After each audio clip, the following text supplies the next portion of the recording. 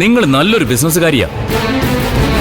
ഇവളെ പർച്ചേസ് ചെയ്ത പോലെ എന്നെ പർച്ചേസ് ചെയ്യാന്ന് നിങ്ങൾ വിചാരിക്കണ്ട. അത് വെറുതെയാവും. ആ മോഹമൊക്കെ അങ്ങ് മനസ്സിലിരിക്കത്തേ ഉള്ളൂ. ഞാനാരെ പർച്ചേസ് ചെയ്യാനൊന്നും വന്നതല്ല വക്കീലെ. എനിക്കതിന്റെ ആവശ്യവും ഇല്ല, പ്രത്യേകിച്ച് വക്കീലിന്. ഇനി എനിക്കൊരാളെ പർച്ചേസ് ചെയ്യണമെങ്കിൽ അയാൾ എത്ര വലിയവനാണെങ്കിലും ഞാനത് ചെയ്തിരിക്കും.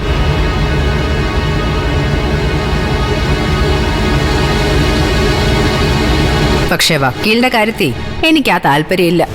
ഈ ഇരിക്കുന്നത് ആരാന്നറിയോ? എന്റെ വെൽവിഷറും ക്ലയന്റും. ക്ലയന്റോ?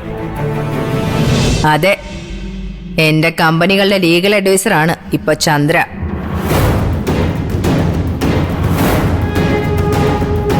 അങ്ങനൊരു ബന്ധം ഞങ്ങൾക്കിടയിലുള്ളപ്പോ ഏത് പാതിരാത്രിക്കും തങ്കച്ചിക്ക് ഇവിടെ വരാം.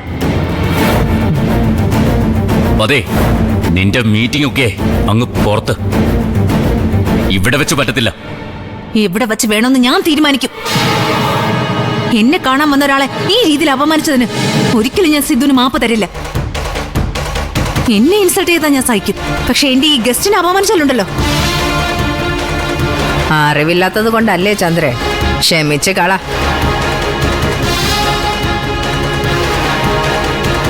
ഇനി ഒരിക്കലും സിദ്ധു വക്കീല് എന്നോടിങ്ങനെ പെരുമാറില്ല. ക്ഷമിക്കണം തങ്കച്ചി. ഇങ്ങനൊരു മോശ സ്വീകരണം ഉണ്ടാവുമെന്ന് അറിഞ്ഞിരുന്നെങ്കിൽ ഒരിക്കലും ഞാൻ തങ്കച്ചി ഇങ്ങോട്ട് വിളിക്കില്ലായിരുന്നു. എനിക്കിതൊന്നും ഒരു പ്രശ്നമേ അല്ല. ഇതുപോലുള്ള പല അപമാനങ്ങൾ സഹിച്ച ഞാൻ ഇവിടം വരെ എത്തിയത്. എന്നെ അപമാനിച്ചവരെല്ലാം പിന്നീട് എന്റെ ആരാധകരായി മാറിയിട്ടുണ്ട്.